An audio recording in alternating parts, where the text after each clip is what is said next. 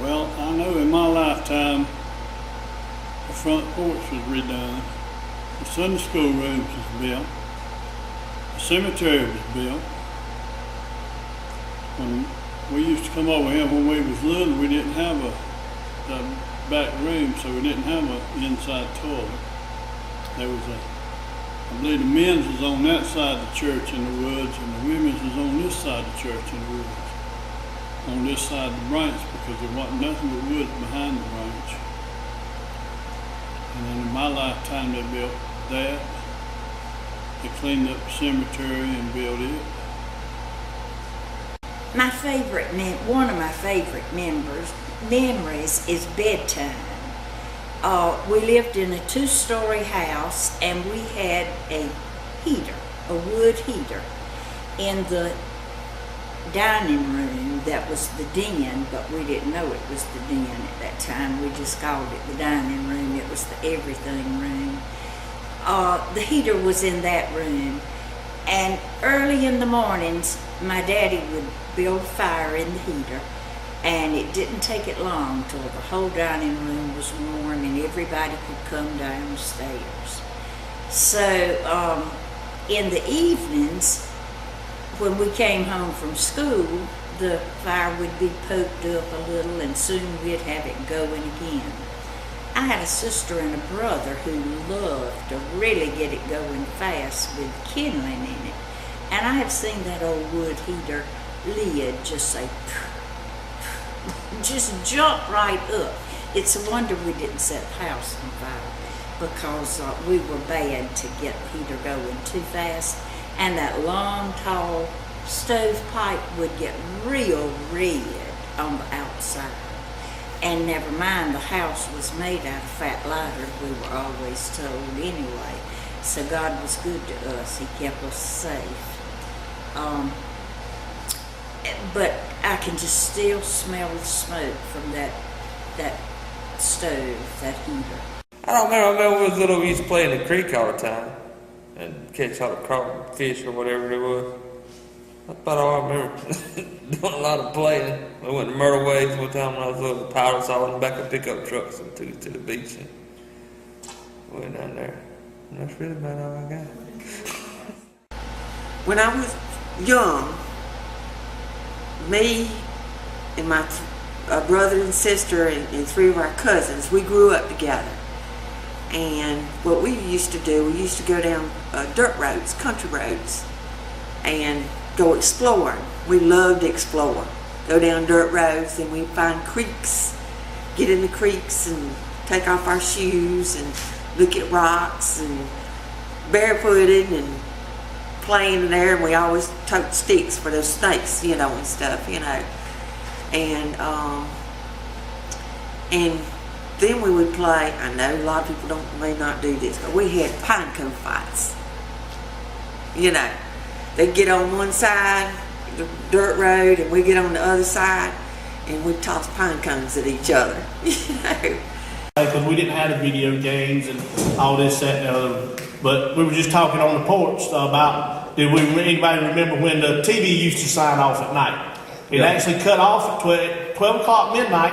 The TV channels would go off. They played the national anthem, and then the TV screen would just go blank. And when your parents told you to go play, you didn't go grab up a video game and get your thumbs and exercise. You went outside, actually got in the dirt. We had trucks and toy bulldozers and everything to play in the dirt with. We made roads and climbed up hills and wore the knees out of our breeches, and Mama had to sew patches on, but that was what we done. We had a good time. And I remember, y'all remember when we had party lines? Yeah, we had a party line, telephone line, I'd be talking around the telephone, and our neighbor, Mr. Jeff, he'd pick up the phone, he'd say, "These girls stay on the phone all the time. I'm going to tell Avery." I don't think he ever told Daddy today, but he scared us to death. I'm talking about the cars. I remember when me and Ray got married, I come down the road, and I see Danny Ray playing at the top of the hill up there with his little Matchbox car. Yeah. And when he got too old, he brought him to Matthew one day down to the house. He said, "I brought these to Matthew because I'm not going to play with them anymore." Back then was simple times. You go outside and play all day, come in for lunch, and then you go right back outside and play all the rest of the day. And Saturday night, Grand Ole Opry come on. Statler Brother come on, sit there and watch them, and get up next morning and eat Grandma used to big old breakfast, and ate it, came to church. So brings to church with us. They hadn't dragged me as much, but tell my youngest now, I got Josh and Tori running around somewhere. I got Josh and Tori, we tell them a little bit about my childhood and what we used to do. We used to go, there was a mule lot at home, and we'd keep the mule in. We'd go to the barn and push hay out the top story of the barn and jump out of the barn on the hay bales. That was the game. Of course, the mule loved it, he got fed. But, and I don't know if Daddy ever knew we did that or not, but the mule got fed anyway. And we would make our own toys out of whatever we could find. They used to be push-ups. They had a plastic stick with a little round piece in them. I don't even know if they still make those or not. But you used to take a little plastic wheel and stick, and you'd get a milk carton or something, you'd put the stick through it, and you'd make your own car out of it. And that would be one of your toys. We didn't have a whole lot of bought things. One of the great memories I have from being a child is coming down, like, to my aunt's house, like Aunt Grace, and she didn't have a bathroom inside for a long time, and we'd have to go out and use the outhouse, and that was kind of scary in the middle of the night. And also I remember I loved going down there because she had this old pump, and you had to pump the water to get it working, and I loved to pump the water. I thought that was really fun when I was a kid. So most of my best memories come from being down here when I was young. I remember one time we was at my grandma's, me and my cousin. My cousin was a year older than I was. That was a mean rascal that moved over. So a group of Jehovah's Witnesses pulled up in the car. So they asked, we talked to them and stuff, and they started to leave, and my grandma across the road had a grapevine on one side of the road. And the grapevine had a high bank on that side, and the grapevine was on it. So they stopped and asked us could we get some, they could have some grapes. They said, oh yeah, help yourself. So my cousin said, he said, watch this. He called those dogs, grandma had those dogs. He said, get them. That dog took off after them people. They was on top of the car. They was on top of the grapevines. And we got our butts pulled up for them too.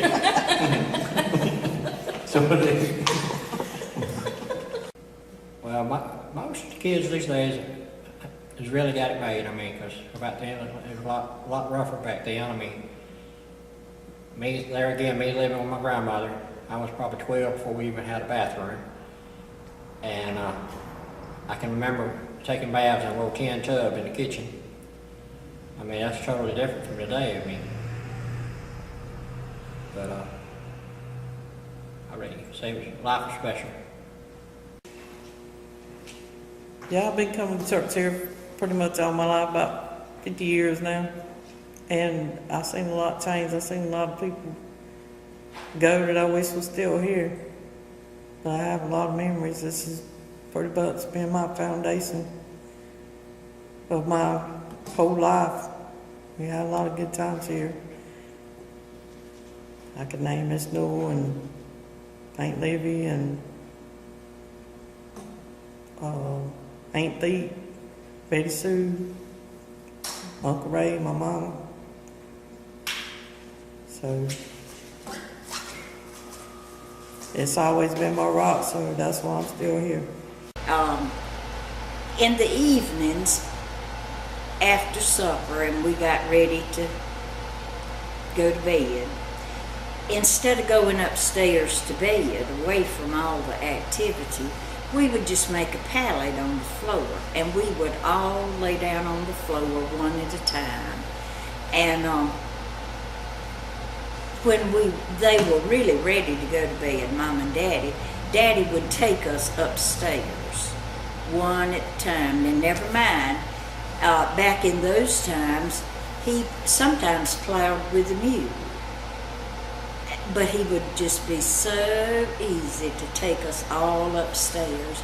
And he carried us up there one at a time until my oldest brother, Don, was so long that he couldn't turn him on the narrow steps, and he couldn't hold him long ways because he was too tall. But he carried us upstairs till Don was big enough that he couldn't get him up there. And lots of times we were just pretending to be asleep, but we wouldn't miss that treat of being carried upstairs to bed. But that was just a really good time, a good, close time to everybody. When I started 35 years ago, when me and Ray got married, I thought that I was raised in the Baptist church, but everybody was just so good to me. I know sometimes they wish I could go back to the Baptist church, but everybody was so good to me. People were so loving and caring. And I remember Nell one time, we was doing that little quilt stuff for the marriages, and I told her I didn't know how to do it. She said, "You get over here, young lady, and get this needle. I'll show you how to do it." And she showed me how to do it, too. I remember Cora. She would, when I first started, we were selling something. I remember she told me, she said, "You come on and I'm going to take you and we're going to go around and sell this stuff." And we went around and sold that stuff, too. I remember playing with Daddy. We changed the oil in the tractors and the cars, and we would take oil cans, fill them up with dirt, and we'd poke a hole in them and put a piece of wire through them, and we'd make it long enough so we could pull it around. And that was a toy. We played with corn silks, the little corn that had the silks on it. They would be our baby dolls. And the Maypops, we would make baby dolls out of the Maypop. It looks like an egg, you know. We would make it babies out of it, but most of we worked and had a good time. Debbie talking about Aunt Nell. I know we lived out there next to Aunt Nell when I was coming up until the year before I started 6th grade, and we moved out there where we're at now.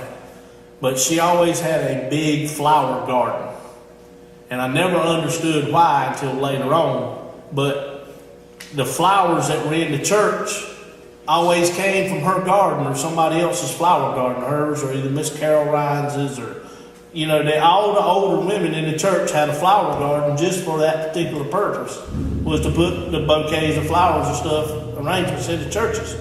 And when someone died, they just didn't go to the florist and buy it. They made their own thing and carried it to the funeral home or whatever and set it up there.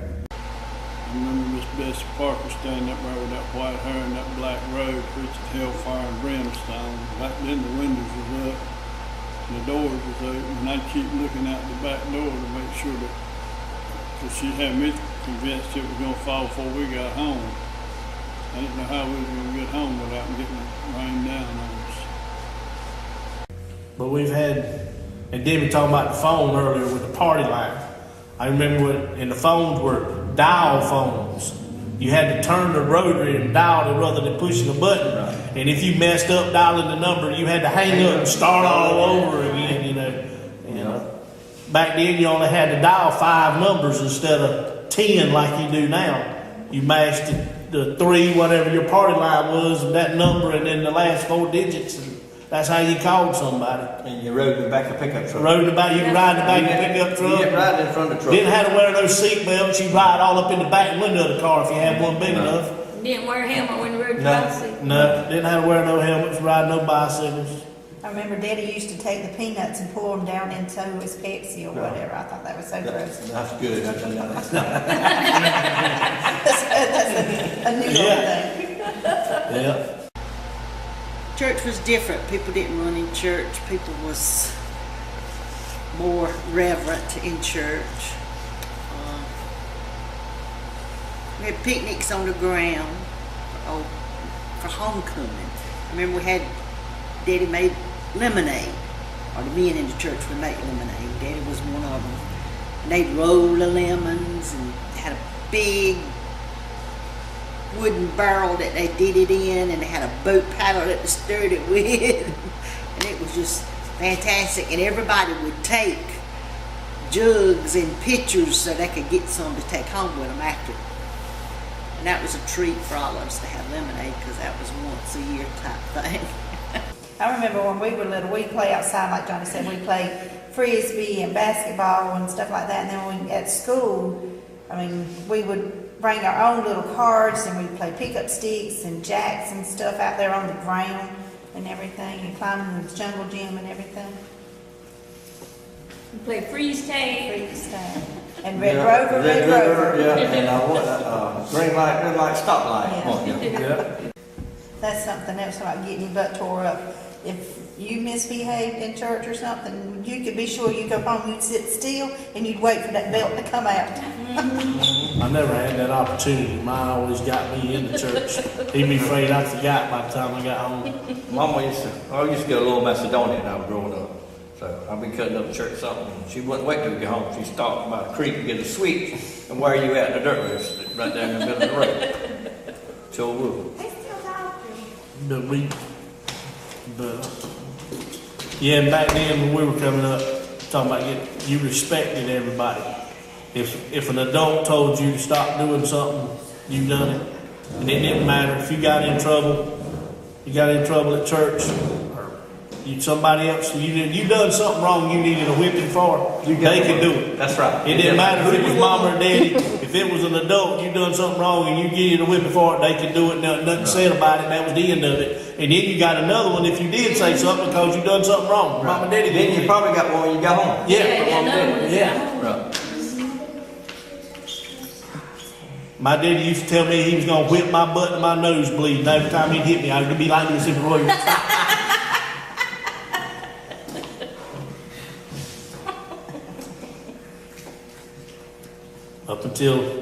Up until a couple of years ago when Daddy passed away, I tell people I still had respect for him. I could be in his house and hear him take his belt off and did not do that, not flinch because I thought it was coming at me. You know.